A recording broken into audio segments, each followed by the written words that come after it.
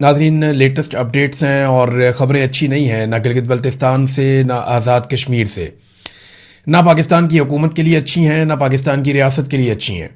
اور پاکستانی تو سفر کر رہے ہیں، وہ بڑے لمبے عرصے سے کر رہے ہیں۔ پاکستان میں لگ بھگ 70 سالوں سے ایک کھیل کھیلا جا رہا ہے غداری کا۔ غدار قرار دے دیتے ہیں پاکستان کی اسٹیبلشمنٹ کے لوگ جو بھی ان کے خلاف ہوتا ہے۔ یعنی اس ملک میں بلوچوں کو غدار قرار دیا گیا، پشتونوں کو غدار قرار دیا گیا، مہاجروں کو غدار قرار دیا گیا، اور اب جو ہے وہ جو کشمیری ہیں ان کو بھی غدار قرار دیا جا رہا ہے۔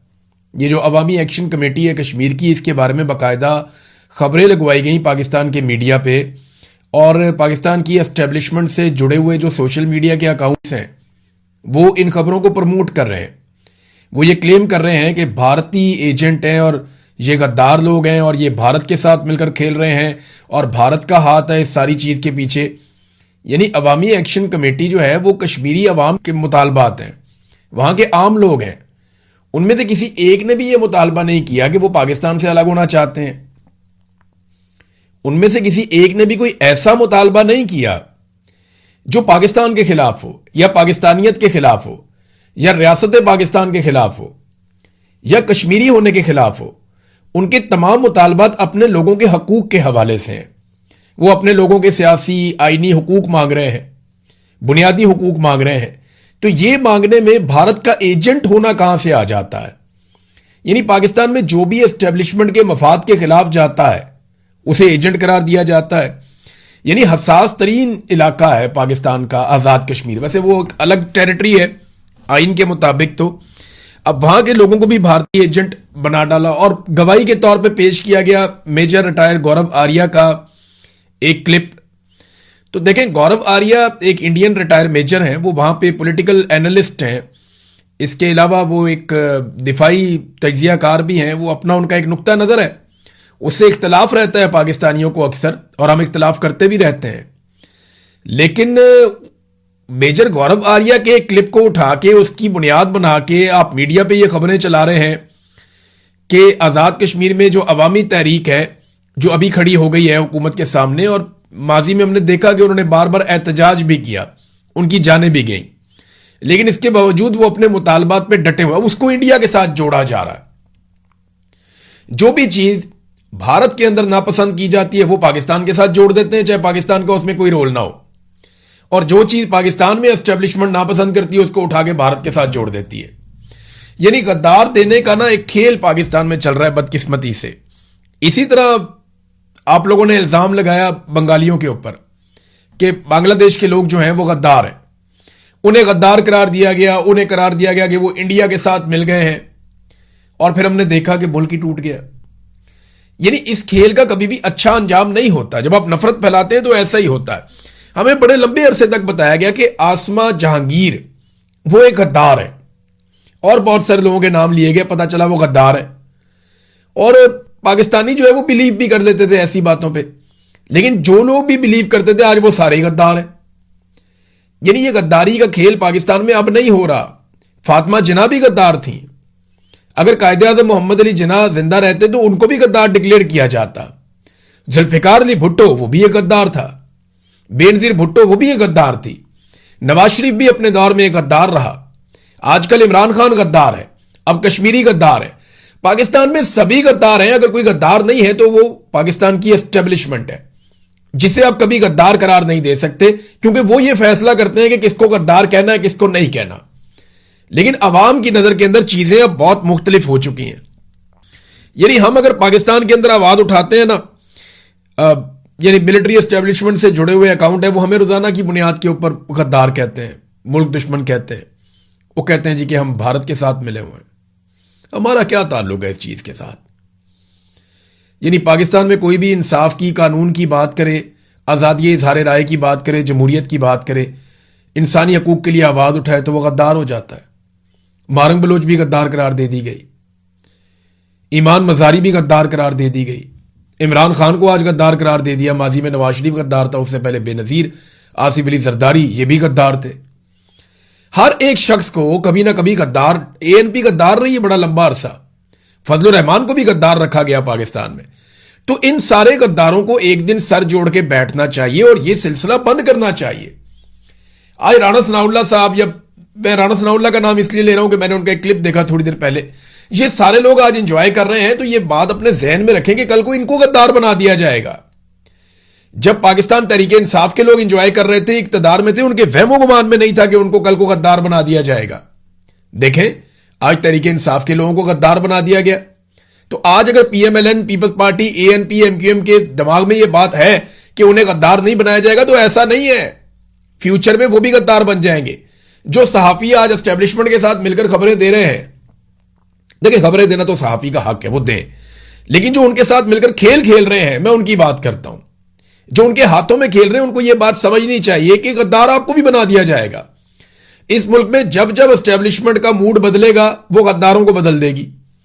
اسٹیبلشمنٹ ڈیوائیڈ اینڈ رول کرتی ہے اور اسی طرح انہوں نے یہ چلانا, اور تکلیف ہوتی ہے اس بات کی. کیا پاکستان اس لیے آزاد کروایا تھا کہ ہم سارے پاکستان میں غدار ہی ہو جائیں؟ بلوچ بھی غدار ہیں, پشتون بھی غدار ہیں, بنگالی بھی غدار تھے, ابھی پنجابی بھی غدار ہوتے چلے جا رہے ہیں, اب کشمیری بھی غدار ہیں, مہاجر بھی غدار ہیں.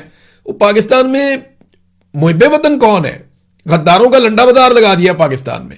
اور اب دیکھیں یہ کشمیریوں کے اوپر اس طرح کیا جا رہا ہے. کشمیر میں اضافی نفری طلب کر دی گئی ہے ناظرین, اور یہ 2 خبریں آئی ہیں مجھے وہاں سے. اب دونوں طرف سے تیاریاں ہو رہی ہیں. ایک طرف جو عوامی جوائنٹ ایکشن کمیٹی ہے انہوں نے اعلان کر دیا اور پبلک کو کہہ دیا کہ اگر اب آپ کھڑے نہیں ہوں گے نا تو پھر آپ کو کھڑے ہونے کا دوبارہ موقع نہیں ملے گا. یہ فائنل راؤنڈ آ رہا ہے اور آزاد کشمیر کے لوگوں کو یہ بات سمجھنی پڑے گی. ان کے حق کے لیے کوئی کھڑا نہیں ہوگا, کوئی ان کے حق کے لیے آواز نہیں اٹھائے گا. انہیں اپنے حق کے لیے خود آواز اٹھانی پڑے گی. یہ پاکستان کی پوری عوام کے لیے یہ میسج ہے. چاہے آپ خیبر پختونخوا میں رہتے ہیں, گلگت بلتستان میں رہتے ہیں, کشمیر میں رہتے ہیں, پنجاب میں رہتے ہیں, سندھ میں رہتے ہیں, بلوچستان میں رہتے ہیں, آپ کہیں بھی رہتے ہیں, آپ کے حق کے لیے آواز کوئی نہیں اٹھائے گا. آپ کو اپنے حق کے لیے آواز خود اٹھانی پڑے گی. آپ کو اپنی لڑائی خود لڑنی پڑے گی.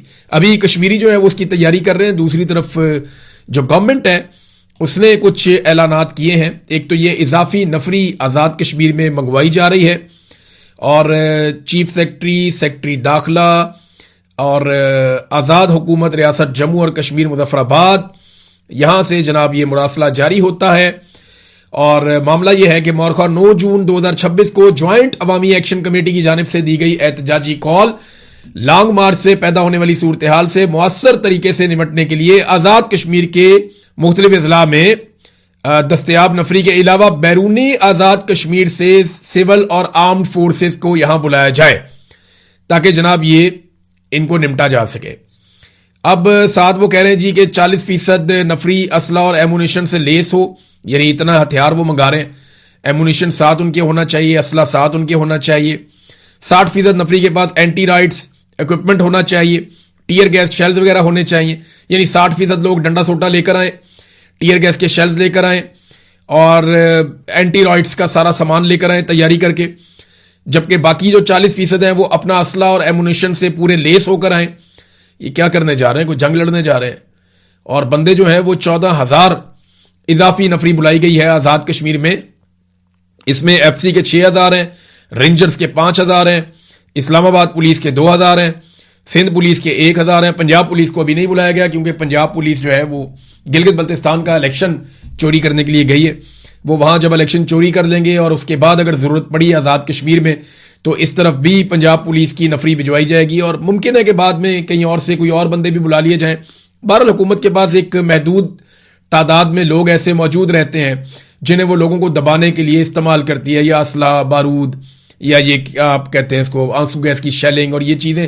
حکومت جب سے یہ عاصم منیر صاحب آئے نا تب سے لے کر اب تک جتنی شیلنگ پاکستانیوں پہ ہوئی ہے نا تاریخ میں کبھی ایسے شیلنگ نہیں ہوئی تھی. ویسے جنرل باجوہ نے بھی کمال ہی کر دیا تھا. شیلنگ تو ہمیشہ سے پاکستانیوں پہ ہوتی رہی ہے, لیکن اس دور میں بڑی کمال شیلنگ کی گئی ہے عام شہریوں کے اوپر, اور بہت لوگوں کے گھروں تک اثرات اس کے گئے. ہم نے یہ دیکھا اور بار بار کور بھی کیا ہے. خاص طور پہ زمان پارک میں جو ہوا تھا وہ بڑا خوفناک تھا. اب ناظرین نے ایک اور اس کے اندر خبر ہے, اور خبر یہ ہے کہ حکومت نے سیاحوں کو یہ کہہ دیا ہے, آزاد کشمیر کی حکومت نے, کہ آپ یہاں سے نکل جائیں.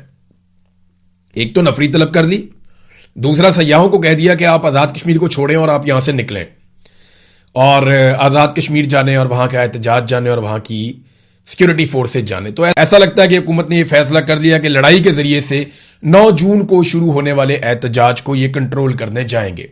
دیکھیں ہوش کے ناخن لینے چاہیے. کشمیر ایک حساس علاقہ ہے. آپ کشمیریوں کو بھارتی ایجنٹ یا غدار قرار دے کے ان کے اوپر ہتھیار نہیں اٹھا سکتے. یہ نامناسب بات ہے. پاکستان کی بدنامی ہوگی. بین الاقوامی سطح پہ پاکستان کا جو مقدمہ ہے کشمیر پہ وہ مقدمہ کمزور ہو جائے گا. ہم نے کئی دہائیوں تک بڑا صبر اور بڑی محنت کی ہے. ہماری یہ محنت ضائع نہ کریں. بطور کشمیری میری آپ سے یہ اپیل ہے پاکستان کی اسٹیبلشمنٹ سے کہ اگر کوئی حکومت آپ کی منشا کے خلاف بھی بن جاتی ہے تو برداشت کیجئے. پاکستان کی خاطر برداشت کیجئے. پاکستان کو جڑا رہنے دیجئے. اس قسم کی حرکتوں سے پہلے بھی پاکستان ٹوٹ گیا تھا. اب جناب یہ جو ایک حکومت ہے آزاد کشمیر کی, آل پارٹیز کانفرنس ہوئی, آپ کو پتا ہے میں نے پہلے بتایا تھا آپ کو اس خبر کے بارے میں. اب یہ خبر کی تصدیق ہو رہی ہے. جیو نیوز نے بھی اس کو چھاپ دیا کہ حکومت آزاد کشمیر نے مہاجرین کی نشستوں کے معاملے پر آئینی رہنمائی کے لیے سپریم کورٹ میں ریفرنس دائر کر دیا ہے.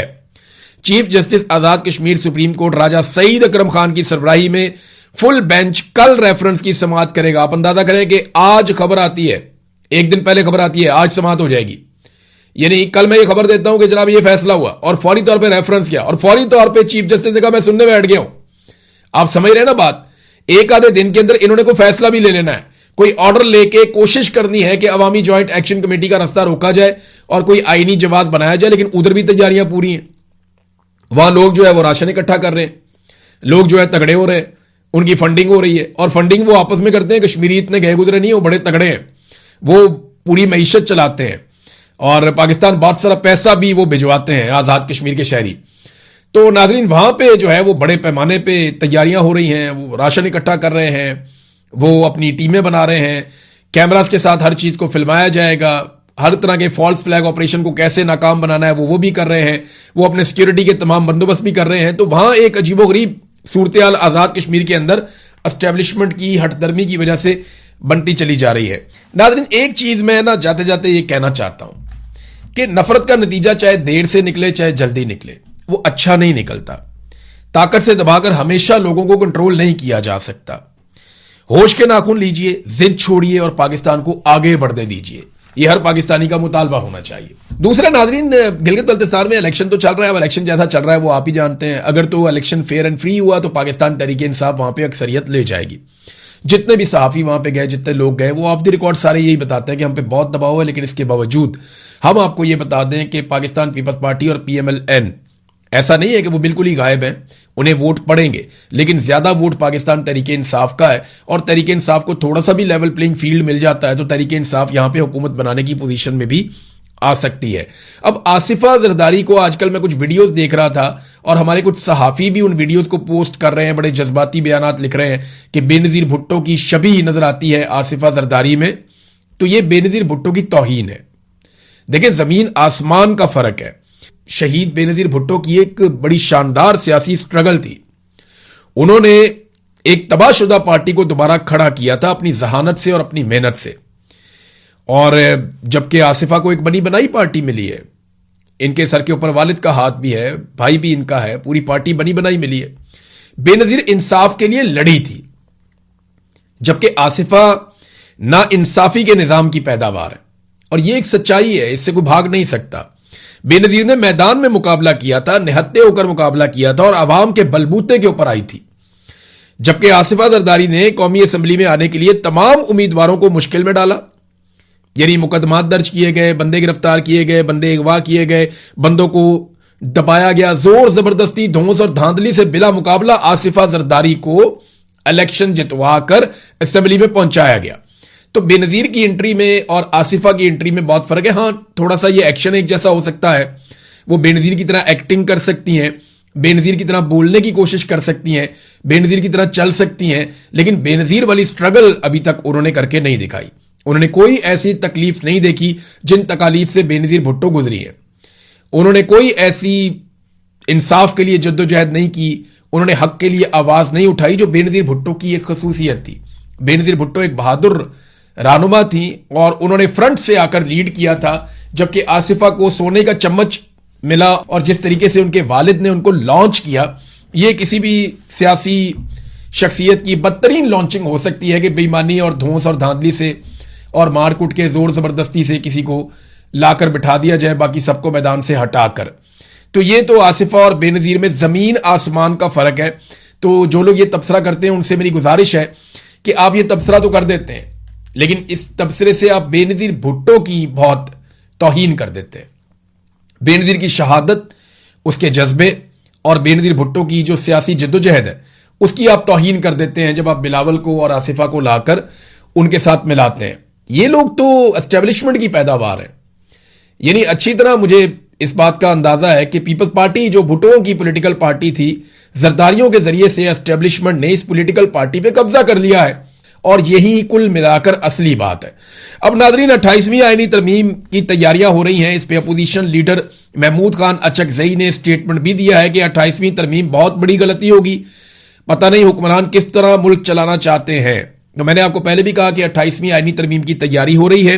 آپ 26ویں اور 27ویں آئینی ترامیم بھول جائیں گے جب آپ 28ویں آئینی ترمیم کو سنیں گے. دیکھیں، انہوں نے جو حکومت بنا کر دی ہے نا، جن لوگوں کو 17 سیٹوں والوں کو اٹھا کے انہوں نے ملک کا وزیر اعظم بنا دیا، فارم 47 جاری کر کے پیپلز پارٹی اور پی ایم ایل این کو مشترکہ طور پہ اقتدار میں لے آئے، 2/3 اکثریت والی جماعت کو باہر کر دیا. تو اب جن لوگوں کو لایا گیا نا، ان کو جو کہا جاتا ہے نا اسٹیبلشمنٹ کی جانب سے، وہ ایگزیکٹلی وہی کرتے ہیں. جو انہیں حکم آ جاتا ہے لکھا لکھایا وہ کر دیتے ہیں. تو یہ 28ویں آئینی ترمیم بھی پاس کروا دیں گے لیکن آئین کا مکمل حلیہ بگڑ جائے گا. بلکہ آئین کا حلیہ تو بگڑ گیا ہے، اب تو اس کے اندر مفادات کا اندراج ہونا باقی ہے کہ بہت سارے مفادات ہیں. آپ دیکھیں گے، آپ 28ویں آئینی ترمیم میں جو چیزیں سننے میں آ رہی ہیں، جب یہ سامنے آئیں گی نا تو پاکستانی قوم اس کو مدتوں یاد رکھے گی کہ پاکستان کے آئین کے اوپر سب سے بڑا شب خون مارا گیا تھا. ناظرین، ملک بھر میں بجلی کی قیمت مزید بڑھا دی گئی ہے اور اس کے اندر کوئی 1.25 روپے کا اضافہ کر دیا گیا ایک مرتبہ پھر. یہ ہر چوتھے دن خبر آتی ہے، کوئی اتنی بڑی بات نہیں ہے، لیکن بجلی کی قیمت لگاتار بڑھتی چلی جا رہی ہے. عام آدمی کی جیب کے اوپر اس کا بوجھ پڑتا ہے. دیکھیں، بجلی کی قیمت کیوں بڑھاتے ہیں؟ یہ بجلی کا استعمال کم ہو رہا ہے. پہلے اگر سارا پاکستان مل کے اگر 100 یونٹ بجلی استعمال کرتا تھا تو اب وہ نہیں کرتا، اب وہ 60 یا 70 یونٹ بجلی استعمال کرتا ہے. یعنی پاکستان نے اپنے بجلی کا استعمال کم کر دیا ہے. انڈسٹری بھی بجلی کم استعمال کر رہی ہے، صارفین گھریلو بھی بجلی کم استعمال کر رہے ہیں کیونکہ بجلی اتنی مہنگی ہو گئی، لوگ خریدنا ہی نہیں چاہتے. تو جب بجلی کا استعمال کم ہوا ہے تو انہوں نے تو اضافی بجلی کے کارخانے لگائے ہوئے ہیں اور ان کو انہوں نے دینی ہے کیپیسٹی پیمنٹ. جب کم بجلی استعمال کریں گے تو آپ کم بل دیں گے. اسی لیے یہ کیا کرتے ہیں کہ بل کو بڑھانے کے لیے بجلی کی قیمت میں اضافہ کر دیتے ہیں اور اس کے اوپر فکسڈ قسم کے چارجز بھی لگاتے چلے جا رہے ہیں. یہ سارا کچھ یہ اس لیے کر رہے ہیں کہ زیادہ سے زیادہ پیسہ عوام سے نکال کر کیپیسٹی پیمنٹ کی مد میں آئی پی پیز کو دیا جا سکے.